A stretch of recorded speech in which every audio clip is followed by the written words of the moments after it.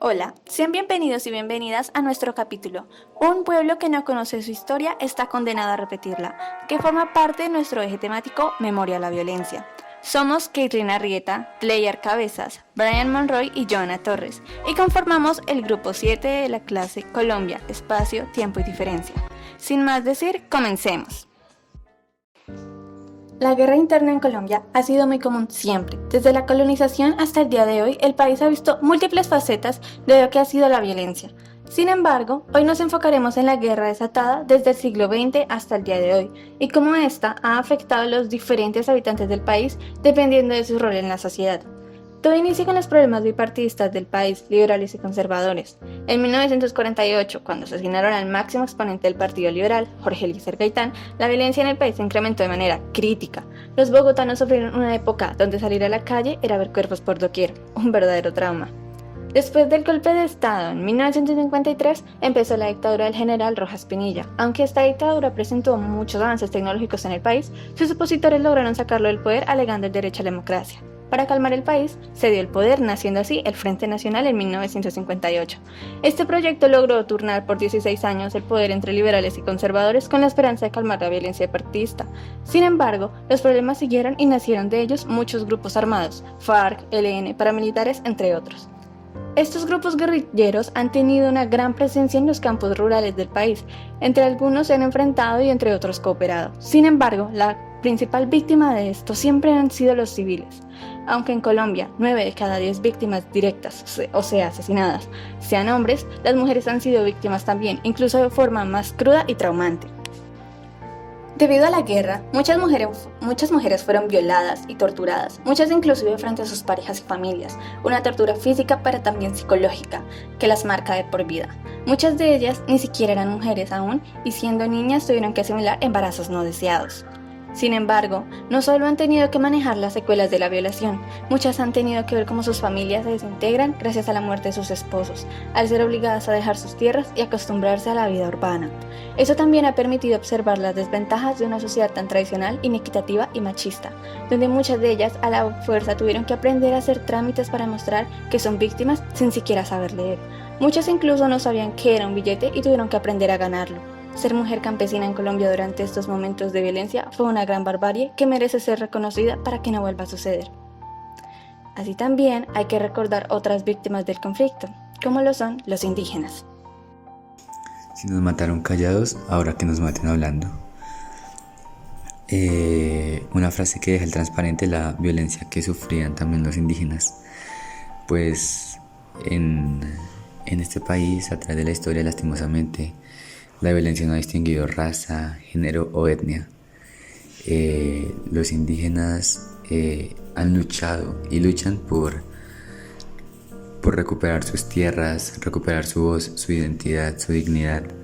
Luchan constantemente con su pasado, en el que fueron abusados y en el que fueron desconocidos como personas, en especial por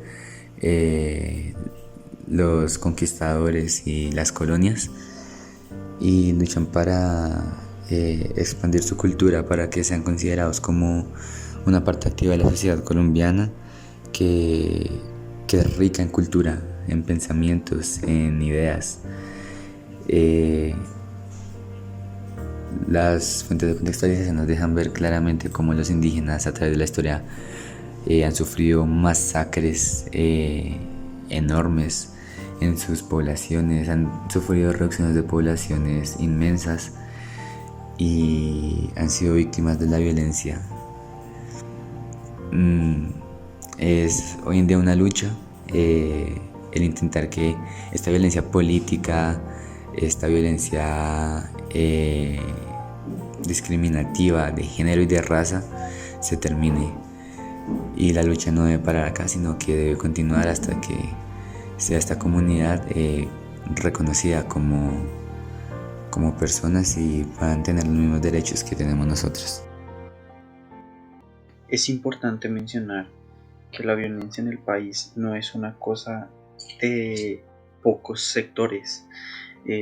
Gracias a nuestras fuentes primarias y nuestras fuentes de contextualización, nos hemos podido dar cuenta de que este esta problemática no es solo de algunas regiones del país, sino que en todas las regiones de nuestro país podemos encontrar diversas problemáticas y diversas consecuencias de esta violencia. Desde la costa, teniendo problemas de los indígenas, de los wiwas, hasta en ciudades metropolitanas como Medellín, en los que hay casos de violencia, desapariciones, paramilitarismo, grupos armados, narcotráfico, como en los campos de María, en los montes de María, en los cuales su riqueza agronómica aumentó las problemáticas de violencia por esta pelea por tierras, la formación de la Guardia Indígena para defender sus derechos y sus tierras. También podemos encontrar los campamentos caucheros en el Amazonas colombiano, una interminable lucha por sus derechos, todo el problema del narcotráfico en Caquetá y en el Meta, además de los grupos armados al margen de la ley que se encuentran allí.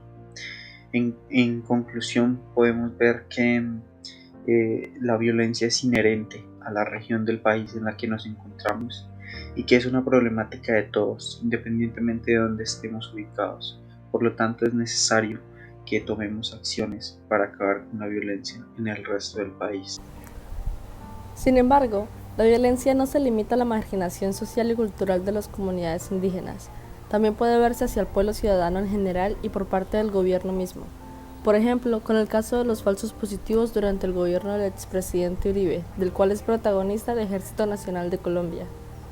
Estos últimos reclutaban a jóvenes de barrios marginales en situaciones de vulnerabilidad y bajos recursos con falsas promesas de oportunidades de trabajo. Los vestían de militares y los asesinaban para presentarlos como positivos, término usado por el ejército para referirse a los combatientes asesinados.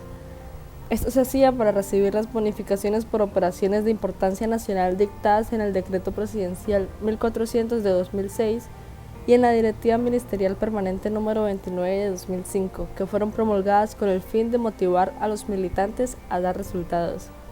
Como este y muchos otros casos, se puede ver que en Colombia ha existido y sigue existiendo la violencia por parte de la fuerza pública y ha sido promovida por el mismo gobierno que tiene el deber de proteger al pueblo. Además, el problema resulta altamente preocupante al dar cuenta de su extensión geográfica. Entonces, tenemos un gran historial de violencia.